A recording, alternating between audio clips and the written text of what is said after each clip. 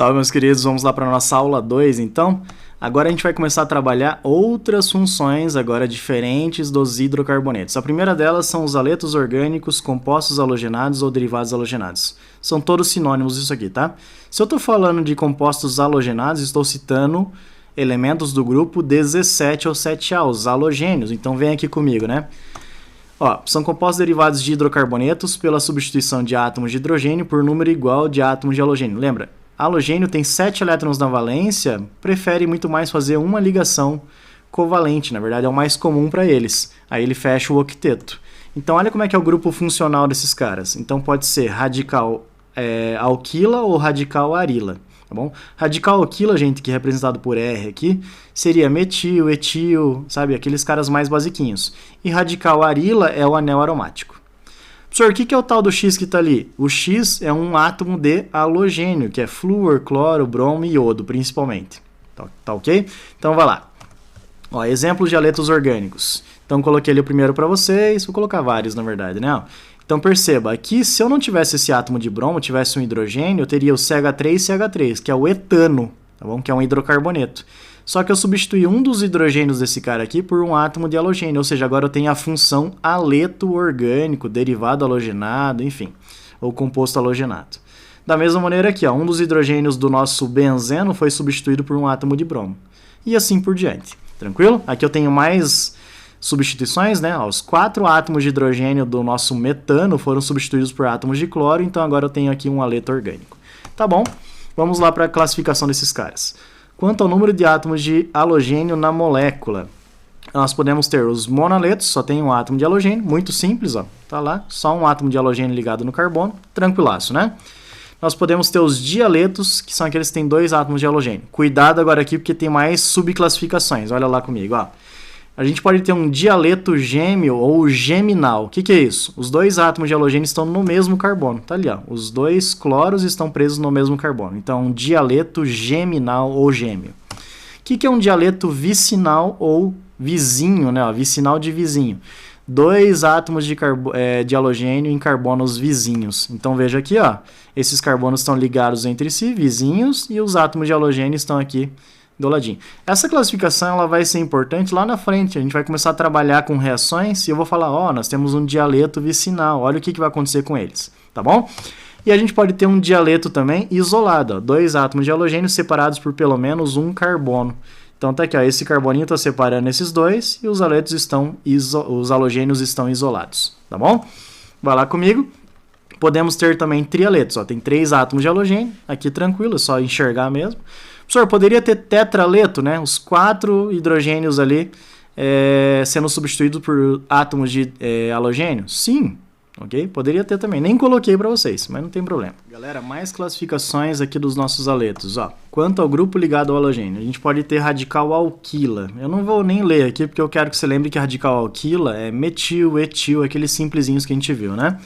Então a gente pode ter um aleto que é chamado de primário, ó, quando o halogênio está ligado a um carbono primário. Perceba, o iodo aqui, que é o nosso halogênio, está ligado a um carbono que está ligado somente a outro átomo de carbono, ou seja, um carbono primário.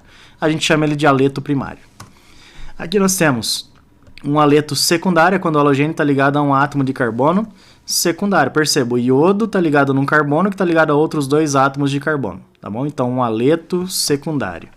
E a gente pode ter um aleto terciário, que é quando o nosso halogênio, no caso é iodo, está ligado a um carbono que é terciário. Beleza? Tranquila a classificação, né?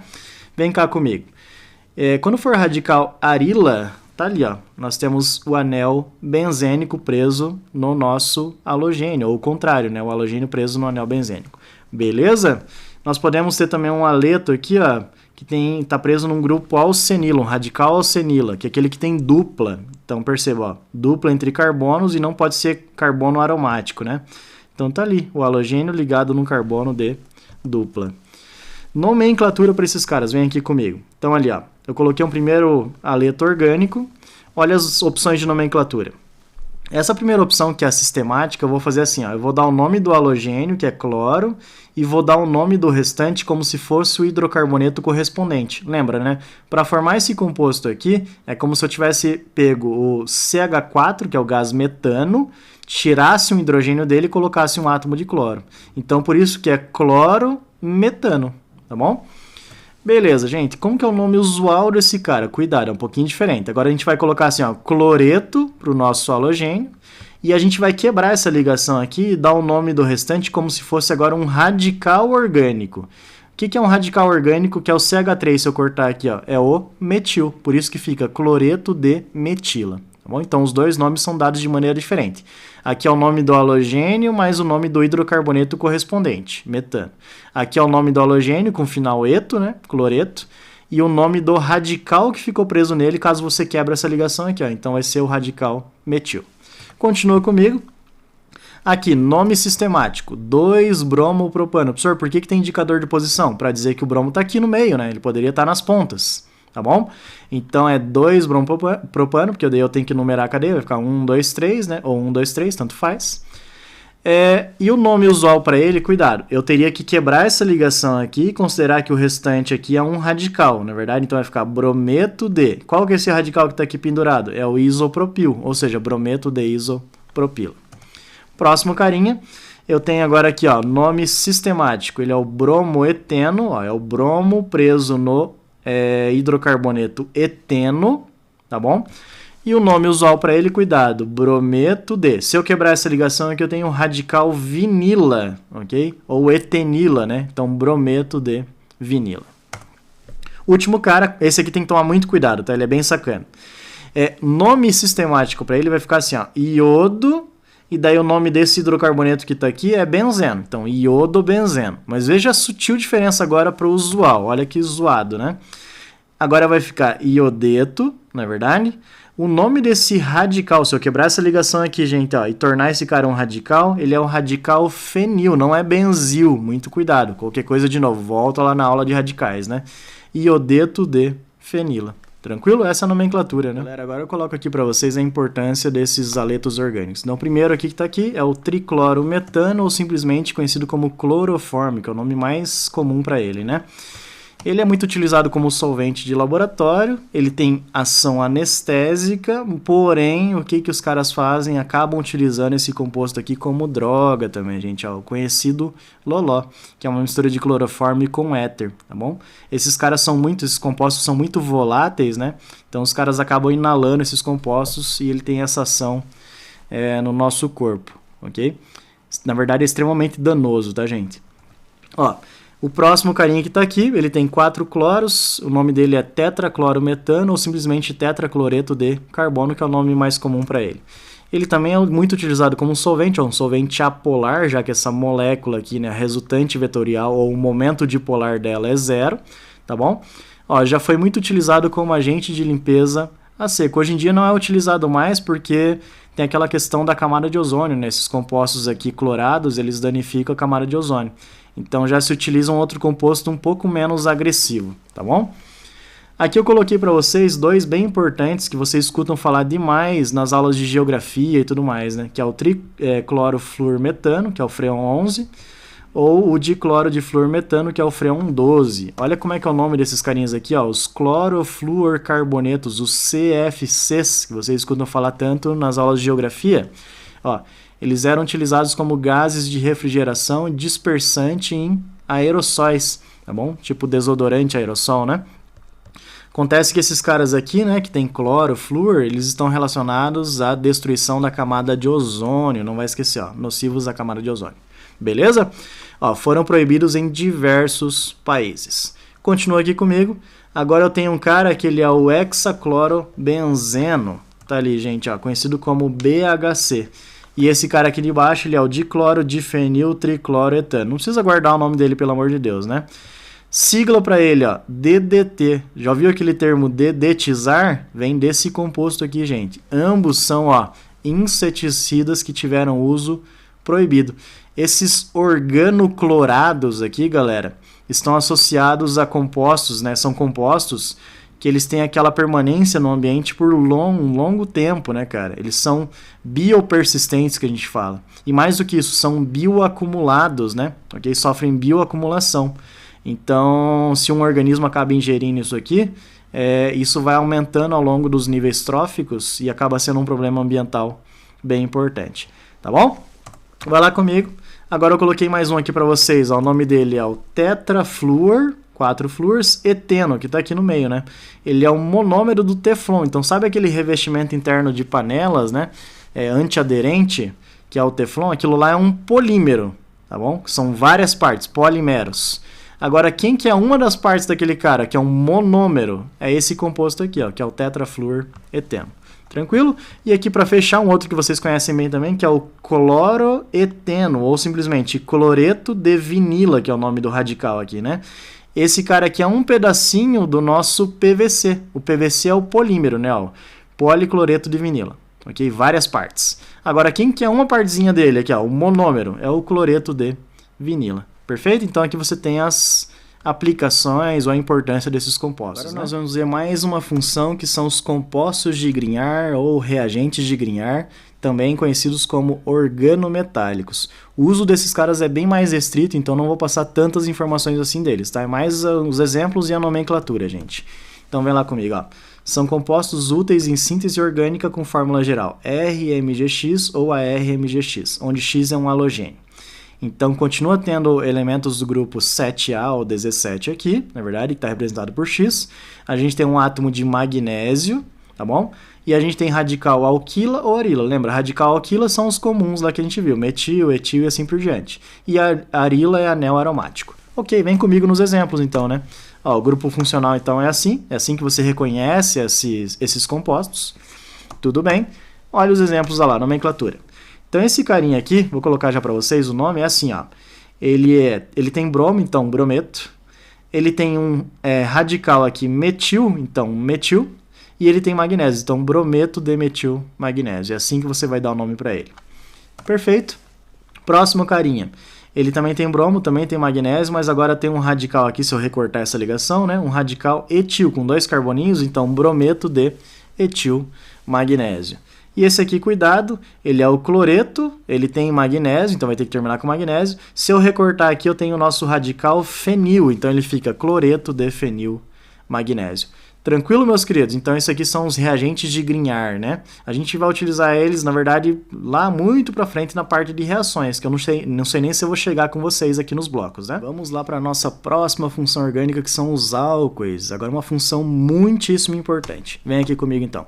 Qual que é o grupo funcional dos álcoois? É quando eu tenho o grupo OH preso a um carbono de simples ligação, ou seja, um carbono saturado. Então, você reconhece dessa maneira, ó, hidroxila em carbono saturado, perfeito?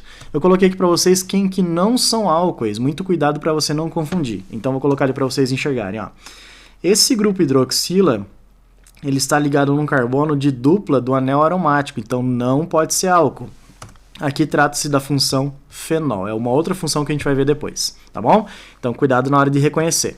Esse cara aqui, ele tem grupo hidroxila, ou OH, preso num carbono de dupla também, ó, que não é aromático, mas é um carbono de dupla. Não pode ser álcool. Trata-se aqui, no caso, da função enol, que nós vamos ver depois também. E o último caso, esse aqui talvez o mais sacaninha de todos, que é assim, eu tenho duas hidroxilas, dois grupos OH, presos no mesmo carbono, que é sim saturado, tá vendo? Ele tem simples ligação somente. Só que, gente, esses dois grupos OH no mesmo carbono, na verdade, são uma função conhecida como diol geminal. Muito cuidado para não achar que isso aqui é álcool. Então, se tiver dois grupos OH no mesmo carbono, na verdade, isso aqui é um diol geminal, que é um intermediário instável, tá bom?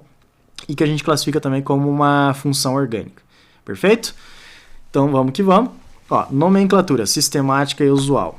Então aqui o primeiro composto tá lá para vocês, ele tem um carboninho, MET, ele tem simples ligação entre os átomos de carbono, nem tem outro carbono para você avaliar, e quando isso acontece você usa o infixo AN. E ele tem grupo OH preso no carbono então saturado, isso é um álcool, então tem que ter terminação OL, logo esse cara aqui é conhecido como nosso metanol. Professor, como que é o nome usual para ele? Olha como é que eu coloquei ali, ó. Ele é um álcool, grupo OH no carbono saturado, e esse radical que está aqui no cantinho, se você recortar essa ligação, ele é um metil. Aí você coloca álcool, metil e final ico, álcool metílico. Então, metanol é o álcool metílico. Já coloquei aqui para vocês algumas classificações, ó. Ele é classificado como um monol, porque ele só tem um grupo OH. Tranquilo? Avança lá comigo. Esse carinha agora tem 2 carbonos, ele tem um grupo OH preso num carbono saturado de simples ligação, portanto trata-se de um álcool. Tem que terminar com ol. Nome sistemático para ele, 2 carbonos et, simples ligação entre os átomos de carbono. Agora tem outro, né, para poder comparar. Então nós temos an, simples ligação aqui entre eles. E final ol de álcool. Então esse é o nosso álcool etanol, super importante, né?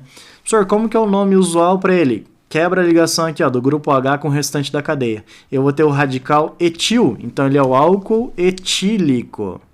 Okay? Essa é a nomenclatura usual para ele. Aqui, na verdade, tanto o nome usual quanto sistemático tem o mesmo grau de importância, tá? Eles aparecem com a mesma frequência.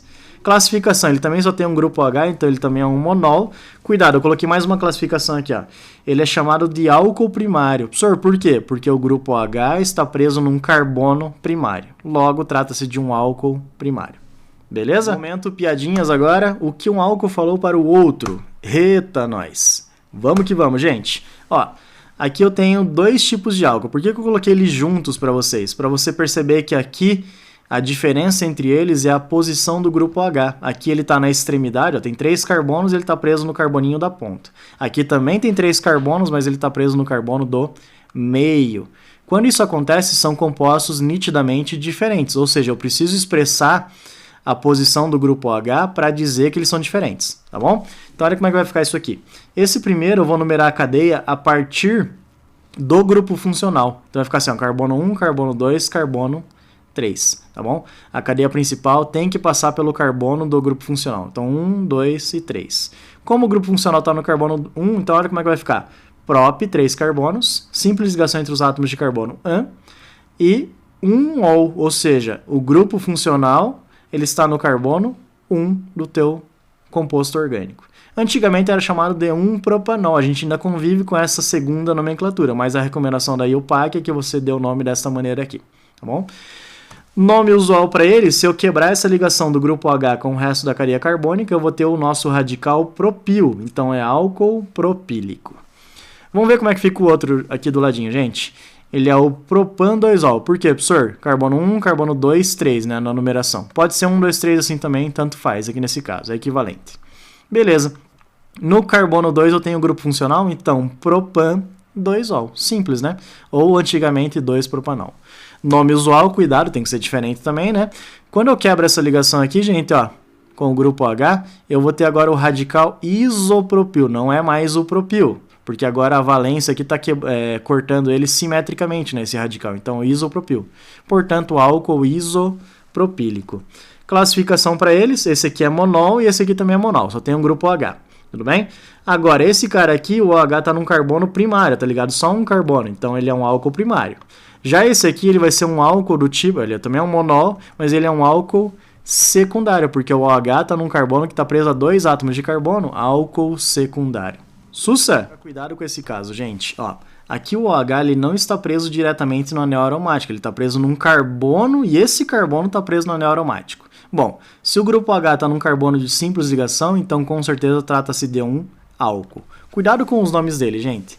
Ele pode ser chamado de fenilmetanol. O que aconteceu aqui nesse caso? Ó? É como se a cadeia principal tivesse sido isso aqui fora, na verdade. Tá bom? E isso aqui, que é o nosso anel benzênico, ficou pendurado na cadeia principal. Então eu chamei ele de ramificação. Ó, se eu quebrar essa ligação aqui, eu vou ter o radical fenil. Isso aqui seria o nosso derivado do metanol, né? Ok? Porque é aquele álcool com um carbono, tá bom? Então é fenilmetanol, o nome sistemático. Professor, como que é o nome usual? Álcool benzílico. Cuidado, gente. Olha como é que eu dei o nome usual para ele. Eu peguei aqui, ó, e quebrei a ligação com o grupo H, assim como eu estava fazendo com todos os outros exemplos anteriores, para dar o nome usual. Quebrei aqui, ó. Quando eu quebro nesse pedacinho, o radical que eu tenho não é o fenil, é o radical benzil, que é quando eu tenho um anel aromático, um carbono e eu tenho a valência nesse carbono. Então o nome usual dele fica álcool benzílico. Cuidado para não confundir, tá? Se você preferir guardar somente álcool benzílico como nome para ele, tranquilo, que é o nome que mais aparece, tá bom? O nome que mais aparece para esse composto aqui. Classificação para ele também é um monol, só tem um grupo OH, e ele é um álcool do tipo primário, porque o OH está num carbono primário. Tranquilaço, né? Vem comigo no próximo. OH num carbono de simples ligação, com certeza é álcool, né? Olha como é que é o nome desse cara. Ele é um ciclo que tem 6 carboninhos, ciclo X, tudo bem? E ele tem grupo H de álcool, então ele é o ciclo hexanol. Ó, simples ligação entre os átomos de carbono e final ol de álcool. Professor, por que eu não preciso colocar indicador de posição para o grupo funcional? Porque se ele tiver aqui, ou nesse carbono, ou nesse, é o mesmo composto só virado. Então não preciso colocar isso. Nomenclatura usual, lembra? Eu recorto ali a ligação com o grupo H e dou o nome do restante como se fosse um radical. Então, álcool. Quem que é esse radical aqui com 6 carboninhos aqui? Ó? Ele é o ciclo hexil. Então, álcool ciclo hexílico. Tá bom? Classificação também é monol e ele também, agora aqui no caso, é um álcool secundário. O OH está num carbono que está preso a 2 átomos de carbono, ou seja, um carbono secundário, logo um álcool secundário.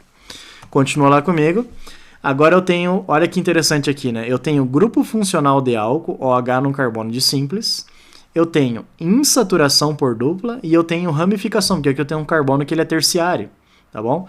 Então eu tenho 3 coisinhas agora, gente. Grupo funcional, insaturação e ramificação. Para variar, quem tem a prioridade, né? Nós precisamos determinar isso.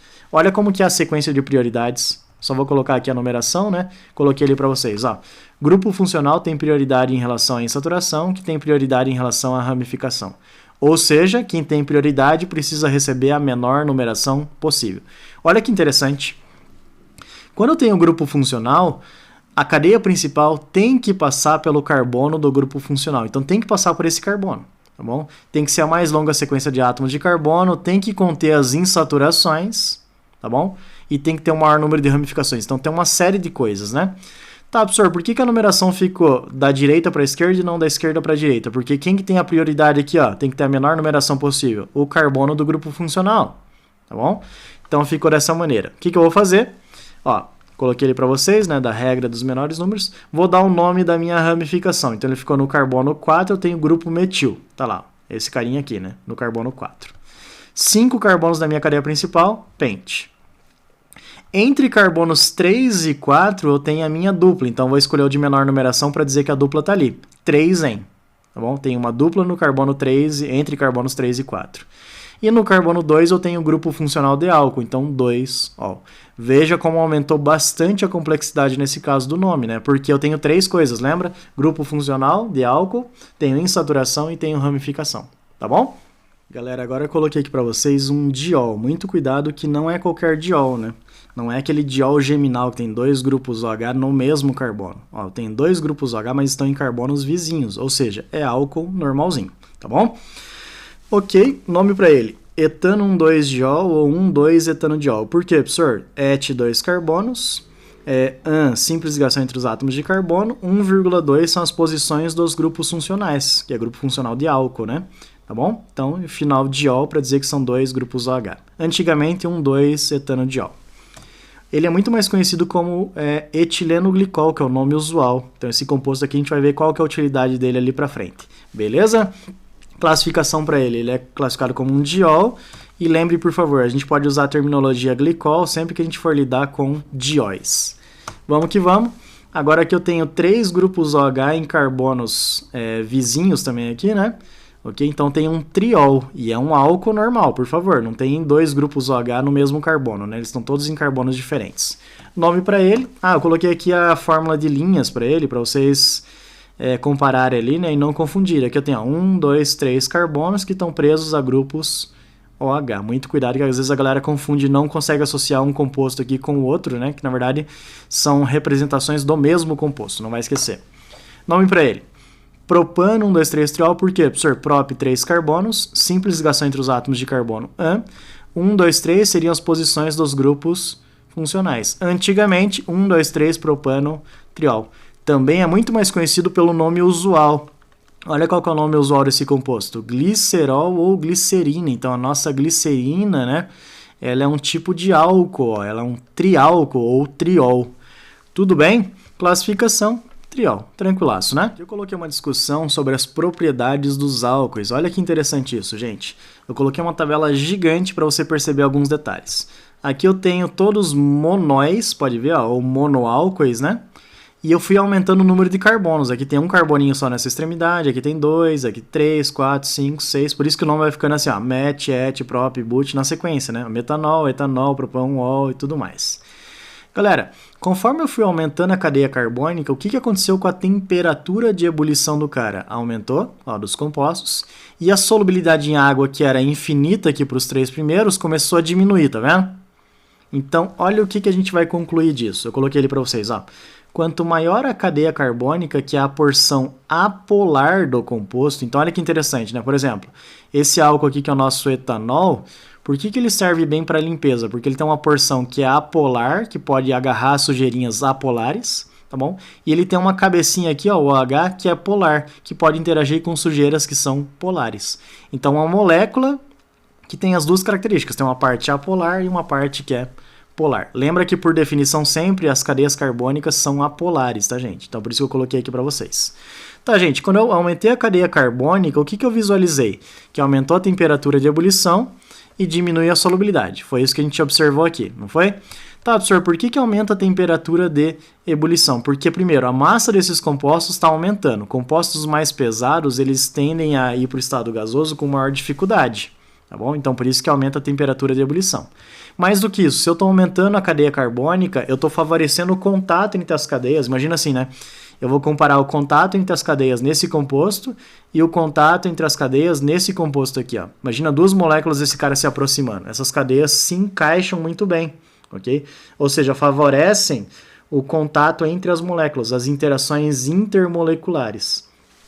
Se nesse caso as interações intermoleculares ali vão acabar sendo um pouquinho mais intensas, né, porque aproximam mais aquelas cadeias carbônicas, fica mais difícil de romper isso. Ou seja, para levar ele para o estado gasoso, né, que é romper as interações intermoleculares, fica um pouquinho mais complicado, tá bom? Por isso que aumenta a temperatura de ebulição. E a solubilidade em água diminui pelo seguinte motivo. Se eu estou aumentando a parte apolar, ela está ficando, né, mais predominante, vamos dizer assim, né, na cadeia do composto inteiro, então o composto está ficando cada vez mais apolar também. Okay? Mas lembra, a água é um solvente polar, então gosta de coisas polares. Se eu estou aumentando a parte apolar, que é hidrofóbica, não gosta de água, então a solubilidade em água começa a diminuir nesse sentido.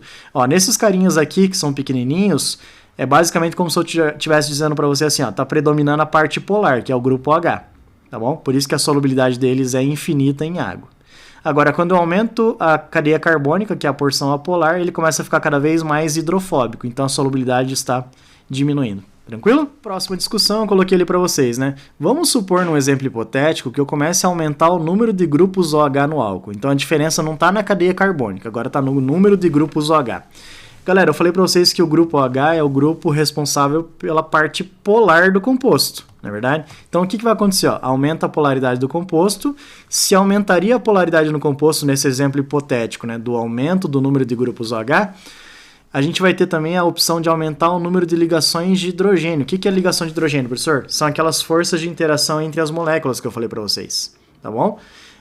Vocês aprenderam isso aqui na primeira série, como aquela coisa, né? Se eu tiver hidrogênio ligado a flúor, oxigênio ou nitrogênio, o HFON, eu vou ter a possibilidade de ligações de hidrogênio entre as moléculas. Qual que é a consequência disso, gente? Se eu vou aumentar a polaridade do composto e vou aumentar a possibilidade de ligações de hidrogênio entre as moléculas desse álcool, por exemplo, e as moléculas de água, esse cara vai se tornar cada vez mais solúvel em água, tá bom? Então essa é a discussão que eu fiz aqui. Olha que interessante isso aqui, gente. Álcoois não sofrem ionização quando colocados em água. Então você sabe que álcool, tipo o etanol, ele dissolve em água. Na verdade, muito bem, em qualquer proporção que você quiser. Só que não sofrer ionização significa o seguinte, ó. Se eu pegar o etanol, que ele é um líquido, lembra, o nosso álcool comum lá, né? O álcool do posto. Colocar ele em água líquida, a molécula dele, ó, permanece intacta. A gente não quebra ligações, não forma íons, não forma nem mais nem menos no final, nem cátion nem ânion, tá bom? Então álcool não sofre ionização em água. Qual que é a leitura que a gente vai fazer disso aqui, gente? O caráter ácido dos álcoois é muito fraquinho, tá bom? O caráter ácido deles é muito fraco. É essa a leitura que a gente vai fazer. Agora eu coloquei aqui algumas aplicações para vocês dos álcoois. Começo pelo metanol, que é aquele álcool mais simples que tem com um carbono só, né? Olha, ele é muito utilizado como solvente, ele é um combustível de chama invisível, já vou te mostrar uma fotinha ali. Aí, se ingerido, pode causar cegueira, pois seus metabólitos são muito tóxicos. Então, olha a queima do metanol, que interessante. Aqui eu tenho uma amostra de gasolina, que é uma mistura de hidrocarbonetos, tá bom? Aquela nossa primeira função. E agora que nós temos o metanol sendo queimado. Se você estiver num ambiente muito claro, perceba, né? Você não consegue visualizar direito a chama desse carinha. Então, aqui tem uma outra foto, ó, de um acidente na Fórmula Indy em 2002. Então aqui tá pegando fogo, pode ver que tem um deslocamento de ar ali, né, visível, e no entanto você não percebe a chama desse carinha. Muito interessante isso, né, gente? Ainda dando continuidade às aplicações dos álcoois, agora eu cito aqui o etanol, que talvez seja o álcool mais comum pra gente, né? Olha, ele pode ser utilizado como solvente, combustível, é encontrado em produtos de limpeza e em bebidas alcoólicas, associado àquela doença que é o alcoolismo ou etilismo. Gente, então tá ali, ó. Nós temos o álcool da ilha, né? A gente fala tanto agora nessa época da Covid, né? Do álcool. Esse aqui seria o álcool líquido, mas a gente usa o álcool em gel, né? Naquela graduação de 70%. Coloquei aqui para vocês, ó. O etanol lá dos postos de combustíveis. Aqui tem o etanol nas bebidas alcoólicas. E aí fechou, né? Então continua aqui comigo, ó. Agora eu vou falar sobre aquele álcool que é um diol, né? Tem dois grupos OH, que é o etileno glicol. Ó, ele é muito utilizado como fluido para radiador de automóveis, para gerar efeitos coligativos que vocês aprenderam lá, né? Que no caso é a crioscopia, para evitar o congelamento da água lá do radiador, ou no caso da ebulioscopia, para evitar a fervura da água do radiador, tá bom? Ó, coloquei aqui também o glicerol ou glicerina, gente, que é um agente umectante em alimentos encontrado em alguns tipos de sabonetes também. A gente consegue ingerir a glicerina, gente, até uma certa quantidade, ok? Então ele é o responsável por deixar, por exemplo, os panetones molhadinhos, bastante úmidos por dentro. Fechou aí, meus queridos? E aqui tem um sabonete glicerinado. Vamos lá para nossa aula 3, então?